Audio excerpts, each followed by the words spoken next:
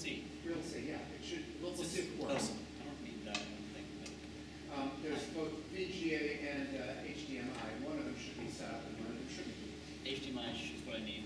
Okay, we'll set up so the HDMI works. And so the question that Aidan will talk about is, if you want to produce things on a graphical processing unit, and you want it to include nice fonts with nice text, how in the world do you do that? And the answer is, you got to invent something. And it will come up in just a second. Or not. No, usually once you see that, it's going to work. Okay. Oh, no. I did this last time, and I fixed it by lowering the resolution. It's really choppy. I don't know why exactly. When you try changing the resolution. 1 second. Yeah, that ought to work. Sorry.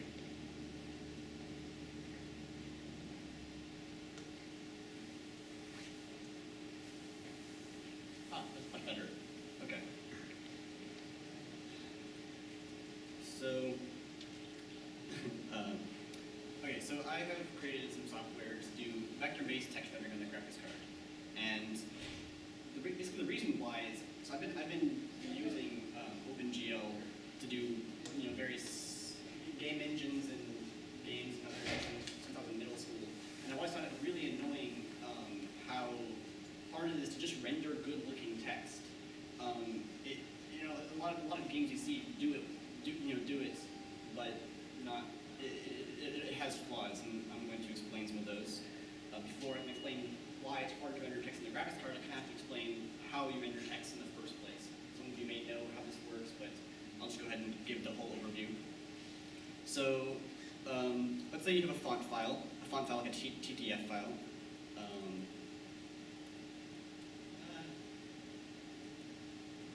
Oh, whoops, sorry. I'm nervous. Okay, so you have a font file like this. And it specifies your glyph in vectors. And basically it's the outline, and it's the program's job to fill in that glyph. And the way it works is, so the first step is to lay out the text. Now, this is a very complicated problem that I'm not dealing with here. Layout engines are, something that even browsers and stuff have trouble with, especially for languages like Arabic, where it's all right to left and things string together. But for English, it's pretty easy. You just kind of put the characters one after another. Relatively easy to do English layout. But once you have the layout, you actually need to put the text onto the screen. And to do that, you use what the operating system gives you. So on the CPU, the operating system will give you, your application CPU, operating system gives you a pixel buffer. And the pixel buffer, you can just draw directly into that, and then at the end, when you're done, the operating system will put it onto the screen. So a simple algorithm would be for each character you want to render, you kind of just overlay it on top of where the grid cells are going to be, and then you go from left to right, or across row by row, and for every row, as you intersect the first vector, you start filling in the pixels, and you start making them opaque or whatever color you want to. And then when you cross another vector, you stop filling in, and you do that for every row. So here, on this row, you'd be not filling in, not filling in, filling in, not filling in. That's great for the CPU. It's really simple. But on the graphics card, that doesn't work for a couple of reasons. One is it's really hard to just upload pixel data directly to the graphics card. It is not really efficient. You wouldn't want to do it that way, especially not in a game. It's kind of slow, especially. The closest you can get is to put your rendered text into a texture, aka just an image, and then upload that image. But images are slow to create and send to the graphics card, so you want to do that as little as possible. If your text is changing a lot, that's not going to work. So how do programs do it? Because obviously you've seen games, you've seen OpenGL programs, and they have text in them. So what do they use? And basically they use this, and this is a glyph atlas. And it looks like a mess. It kind of is. It's all of the characters you might ever want to use in your program, all shoved into one big texture. And that can either be pre-generated you know, before you package your program. Or it can be generated live. It takes about 100 milliseconds or less to generate one of these. So definitely something you can do in a loading screen. And so then you do the layout, just like before. You do the layout on the CPU. You send the graphics card to each little square. And we have 2 triangles. Send that to the graphics card. And then you also tell which part of this image to use. So you would say, I want to use this lowercase n here, and give it the coordinate to the lowercase n in that image, and then I tell it to fill that square with those coordinates. And it can do that really fast. So this is a really fast method of rendering text. That's how everything you see on the graphics card, all text rendering on the graphics card is done like this. Even in big AAA games and expensive things, it works like this. But you can probably already see a few problems with this. So, especially if you're dealing with multilingual text. So here you have some Japanese, and I believe there's some Cyrillic down there at the bottom right, and English there. But that Japanese is not nowhere near all of the Japanese characters that exist, and this one WIF file does not cover anywhere near all the languages. If you want to make a truly multilingual application on using OpenGL, this isn't going to work. You would need hundreds of these atlases. It would never work. And some games I've seen actually do that, and it's kind of a mess. And the other thing is, you would notice if you ever tried to zoom an image in Photoshop, it doesn't get very nice when you zoom in. It gets very blurry. And the exact same problem will happen if you try to zoom text or do any transformations in the text you render with this method. It will be blurry, and it's not going to look good. Which isn't a problem with the CPU, because the CPU renders it at the scale you need it directly from the vectors. So what solutions have been done for this? Well, Valve had a solution back in 2007 called signed distance fields. And so you can see on the left here, this is what just a standard scaling looks like. This is what their thing looks like. So it's pretty good. It does scaling quite well. And simply how it works is, so that they have this image. You can do it with a full piece of text, like they did no trespassing, or you can do it character by character and do the axis method, like before. And you apply this blur effect. It's not really a blur, it's more complicated than that, but I'm going to call it blur effect. And along the edges of the blur, there's a threshold from where the transparency or the opaqueness is at the maximum, or it's the minimum, 1 to 0. Somewhere between there is a threshold. And anything above that threshold, the graphics card will bump up to full opaqueness. Anything below that will drop it down to full transparency. And because that threshold will always exist, no matter how much you zoom, it will always look good. So if you zoom really big in, really far in, it will still look nice. But you can see with this result is it looks a little bit bubbly. It looks kind of cartoony, and that's not a choice. That's not because of the choice of their font. That's because of just how the edges of characters look. And in order to fix that, you have to make the distance field image much bigger, and then you have the same problem as before. You can't fit all the characters you need into one little picture. So their method solved the problem of bubbliness, solved the problem of zooming, but it created the problem of this bubbliness, and it did not address the problem of multilingual text at all. So it's not a great solution. It worked for Valve. I think Valve still uses that for a lot of things, but I wouldn't say it's a great solution. So what can you do? Well, ideally, you'd want to do it the exact same way the CPU did it. And you can do that. So if I go back to this A here, and I want to render that on the graphics card, you could do the exact same method. You could go for, you could go across every row and fill in pixels. But because graphics cards work on a per pixel calculation, so you have a piece of code that runs for every pixel, and the end of that code, the result of that code is the color of that pixel. Technically it's per fragment, but it's basically per pixel.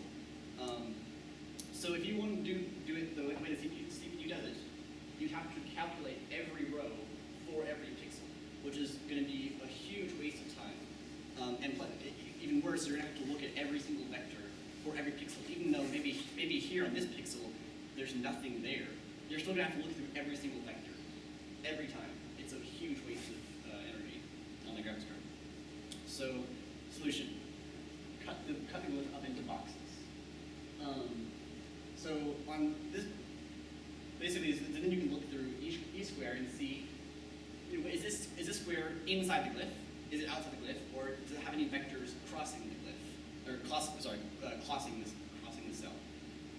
So this cell, nothing in it. Mark it as empty. This cell, mark it as inside, and also it has something crossing it. So then you get a result that looks kind of like that. And of course, some of those are both inside and crossing, but I can only mark one color, and I can only mark it blue. So, but by inside I mean the center point of the cell is inside.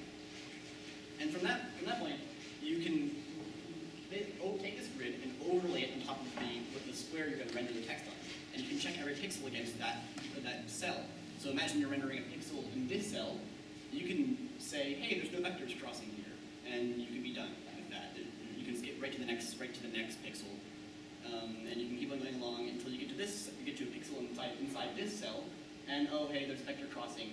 So I need to check all of the pixels in this cell against vectors to see where it crosses, but only this vector, since I know only that vector can be crossing it. So it reduces the time to render text a lot. And so this is a good way to do it, but how do you get the information to the graphics card? You gotta use an atlas again, because that's the easiest way to get texture data to the graphics card. It's just a picture basically. So this is pre-rendered, well not pre-rendered, it's pre-rendered in real time, but it's sent to the graphics card. And so that A24 is kind of like what this A looks like right there. The colors mean slightly different things, but this is actually data being sent to the graphics card, so that it puts some data into the pixels, and that makes it have certain colors. What's neat about this is that it doesn't have the same problem as the glyph atlas, because this is bin packed. You can't add more to it as you need to, because it has to be packed from largest to smallest, while this is packed in squares. So you can just put in one. If you need more glyphs, you can just add them to the end of the row. I did it from bottom left to top right, made it easier. And each cell tells which vectors cross, and they're basically pointers to this other atlas, which has the actual vector data. So every 3 pixels here is one vector, and every glyph is about 20 to 40 vectors. So it's plenty of space. And if you need more, you can just make another atlas pair. So I can show, it's basically the whole process. I can actually go ahead and show what it looks like now.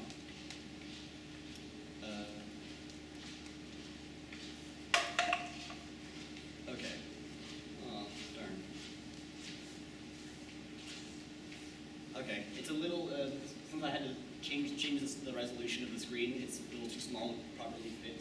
So there's an FPS counter up there in the top left, but it's a little bit off screen. It is getting 60 FPS, and it's at, it's actually getting like 300, but I had it capped at 60. That's frames per second. Frames per second, sorry. So this is texture, so you can scroll down, and you can also zoom in. I apologize. The changing of the resolution messes things up a little bit.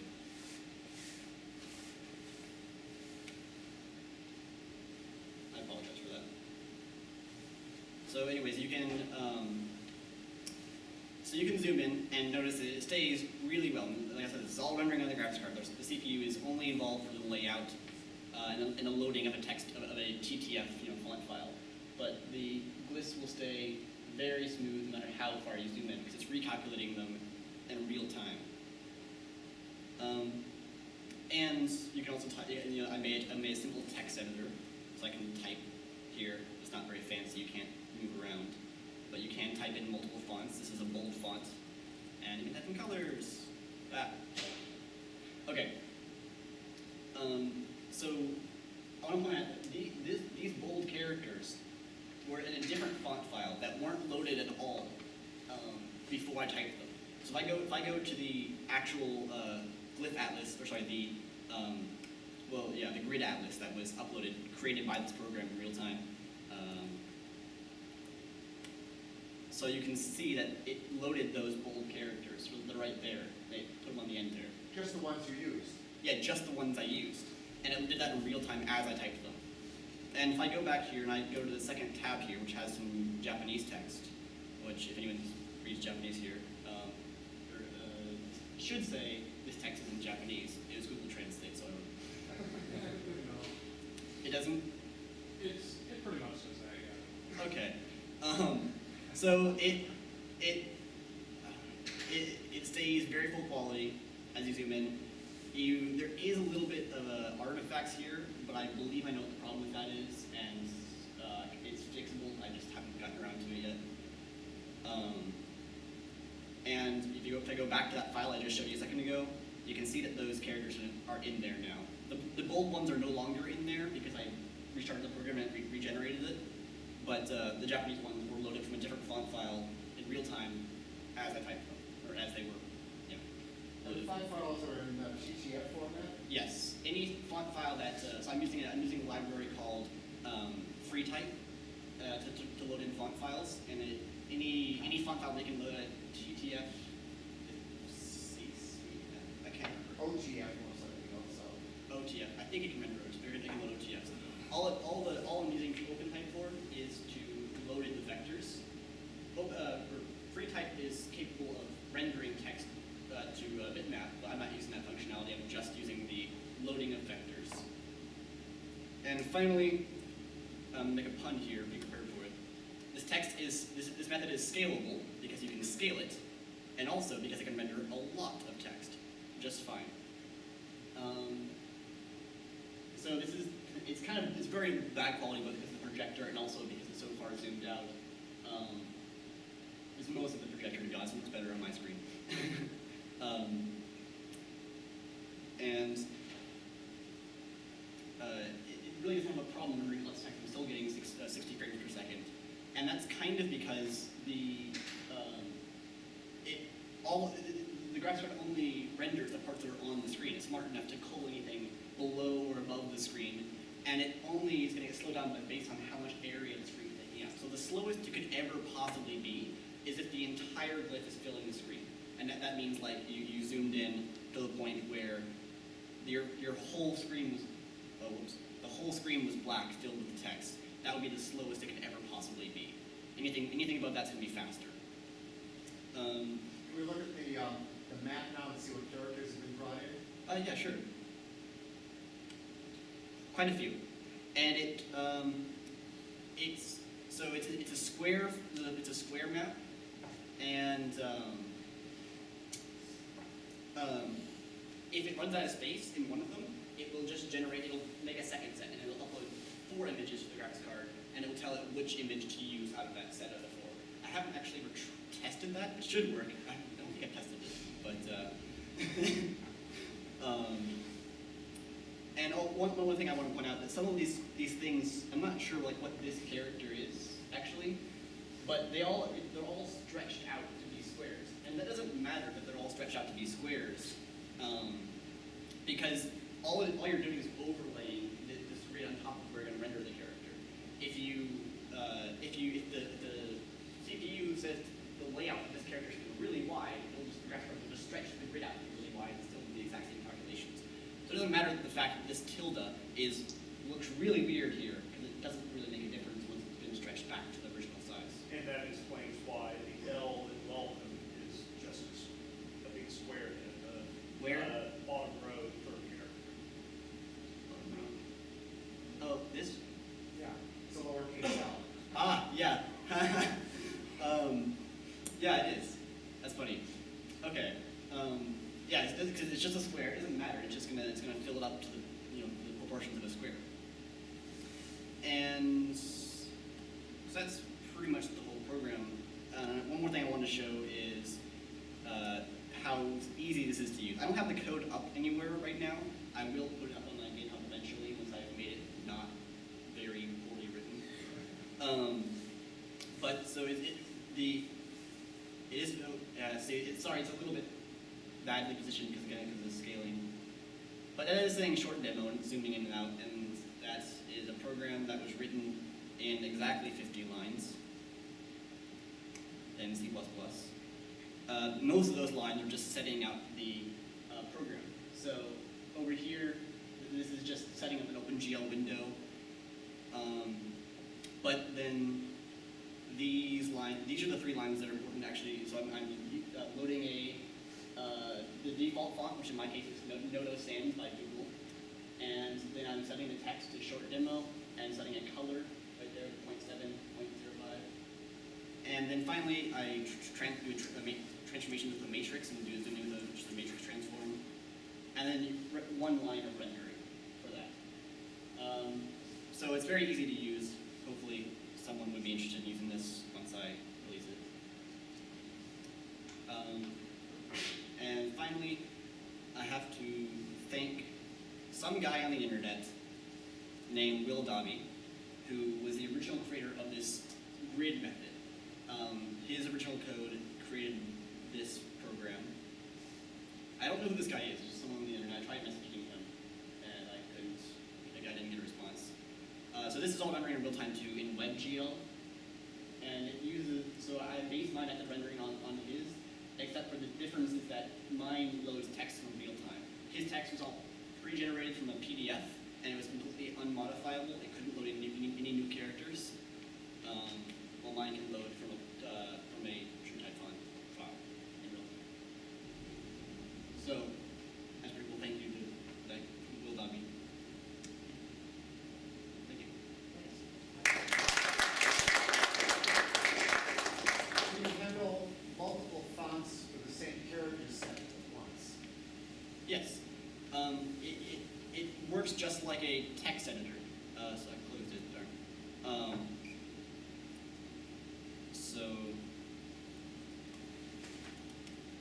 So right now it's loaded the standard Nodo Sans. When I type in bold, Oh, right, you already showed me yeah, type in bold, it's the same character.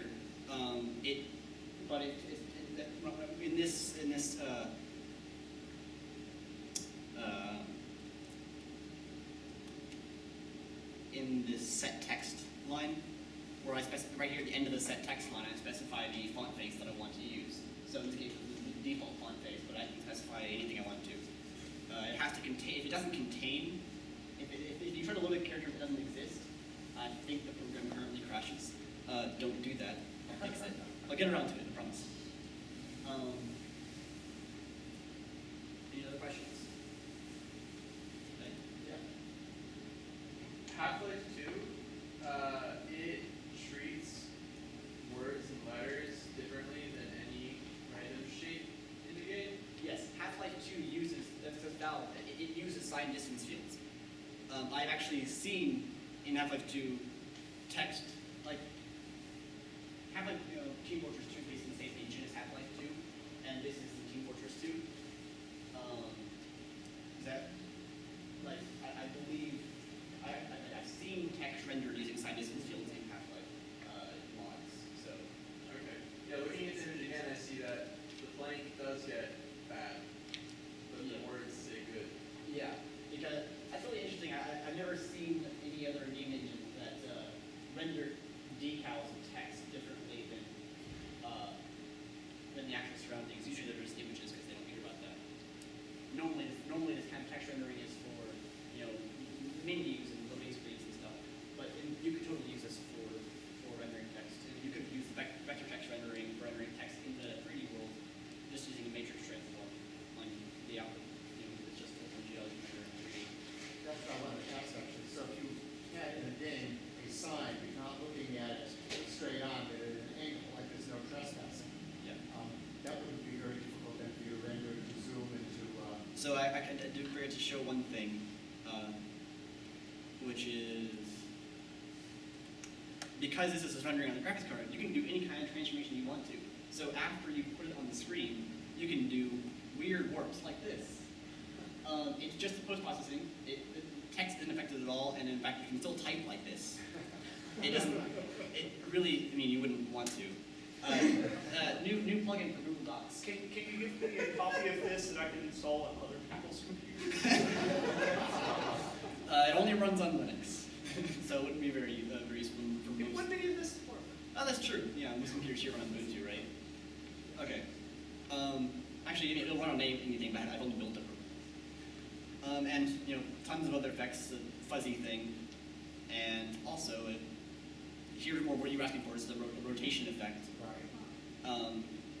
That's actually rotating only in 2 dimensions, but yeah, you could easily shift your text in any way. And also, I think since the graphics card will automatically not render